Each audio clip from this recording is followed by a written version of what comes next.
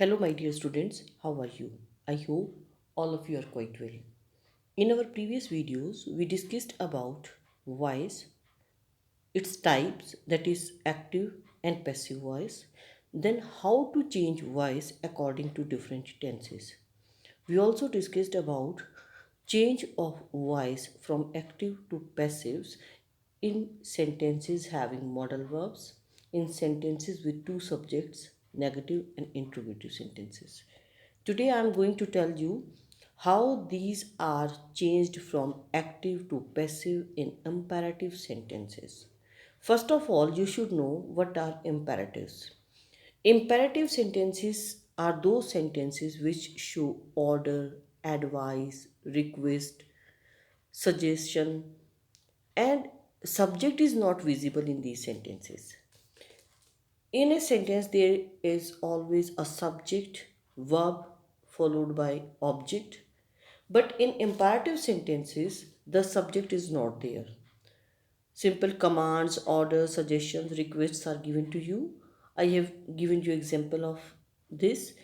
Open the door. यहाँ subject नहीं है. Open is verb, the door is object. Stop the car. Stop is verb and the car is object. Now, sentences without subject are changed into passive with a special rule. Generally, these start with let. How to construct these sentences? The formation of these sentences is first of all, let the process following it will be the same. The object becomes the subject. जो object है वो आगे आएगा और subject का place लेगा be and third form of verb. Be की first form because first form of verb is there in the sentence. Open, stop, यहाँ फर्स्ट फॉर्म है तो हम बी की फर्स्ट लगाएंगे and then third form of our main verb. I have solve this. You can see open the door. Open verb, the door is object. First of all हम let लगाएंगे and जो हमारा object है उसको आगे लाएंगे. The door, open first form है इसलिए बी की first and then opened. Let the door be opened. Stop the car. Let object comes forward. The car be stopped. Please help me. In sentences having please, there is a request. यहाँ help को हम passive करेंगे जब verb का, तो बेटा help verb की first form that is first form of be. Be की प्रेजेंट फॉर्म में हम बी इज आर एम को काउंट करते हैं. यू के साथ आर आएगा. यू आर रिक्वेस्टेड, क्योंकि प्लीज़ वर्ड है तो हम प्लीज़ को रिमूव कर देंगे, रिप्लेस कर देंगे यहाँ से और उसकी जगह क्या लगाएंगे? रिक्वेस्टेड. To help me. इनमें क्या होता है, बाद में फर्स्ट फॉर्म और object as it is sentence रहता है, लेकिन इससे पहले हम टू ऐड कर देते हैं. बाय नहीं होता यहाँ बेटा. You are requested to help me. Don't play chess now. यहाँ सलाह दी जा रही है उनको कि अब नहीं खेलना. You are advised. आपको लगता है ऑर्डर है तो आप क्या कर सकते हैं? You are ordered. Do not को नॉट टू में चेंज करते हैं. डू नॉट को किस में चेंज करते हैं? Not to. You are ordered not to play chess now.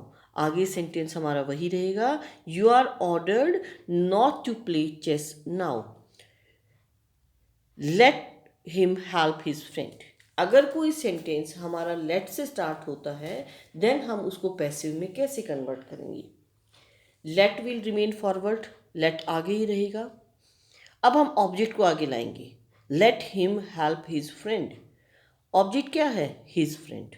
Verb first form है हेल्प और हिम यहाँ सब्जेक्टिव जगह पर आया है बेटा, सब्जेक्ट के प्लेस पर आया है.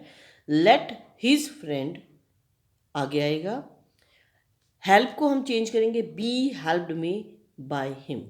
Late his friend be helped by him. Now come to next sentences with infinite verbs. कुछ सेंटेंसेस ऐसे होते हैं जिसमें हमारी इनफाइनाइट वर्ब होती है. इनफाइनाइट वर्ब क्या होती है? जैसे टू इन्फिनेटिव्स होते हैं, टू के बाद फर्स्ट फॉर्म, उसे हम इनफाइनाइट वर्ब कहते हैं. We ought to respect our elders. We ought to respect our elders. अब बेटा यहाँ सब्जेक्ट है we, ऑब्जेक्ट है our elders, वर्ब हमारी इनफाइनाइट वर्ब है टू रेस्पेक्ट, जो ought to है ये हमारा मॉडल वर्ब भी होता है। अब प्रोसेस सेम रहेगा, object becomes the subject, subject becomes the object. और यहाँ और इजी है कि हमारे वर्ब से पहले जो है उसे एज इट इज़ लिख देते हैं हम, जैसा वर्ब है वैसा बी लगाएंगे and then third form, as we have already learned it.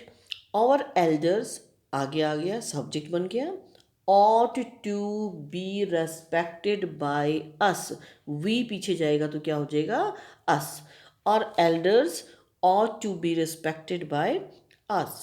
it is time to repay the loan, verb हमारी है to repay इनफाइनाइट वर्ब और ऑब्जेक्ट है the loan।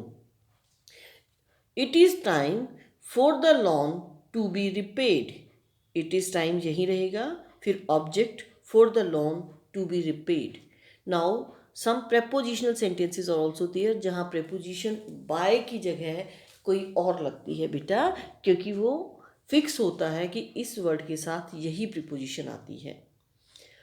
his behavior surprised me, ये आपको cram करना होगा, learn करना होगा कि सरप्राइज के बाद हमेशा एट आता है, नॉन के बाद टू आता है, कंटेन के बाद इन आता है, बिलीव इन होता है, एग्री विद, ये कुछ प्रीपोजिशंस आपको लर्न करनी होंगी। ये मैं I have already told you in this in our previous videos of preposition, आपको पता है वहाँ हमने की थी।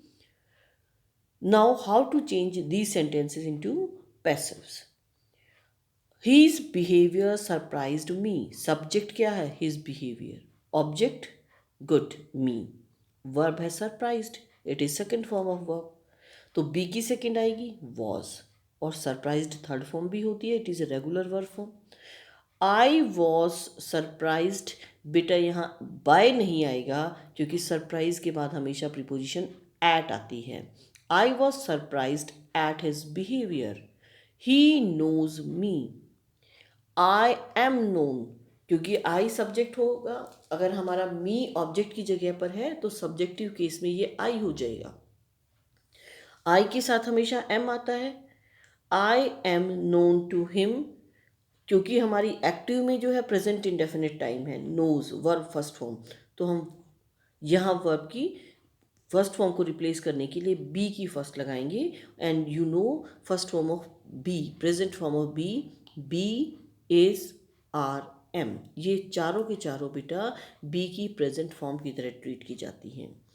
This book contains pictures, pictures are contained in this book, यहाँ प्रीपोजिशन हमारी इन यूज होगी। There are other sentences also, और आप इनकी भी प्रैक्टिस करेंगे।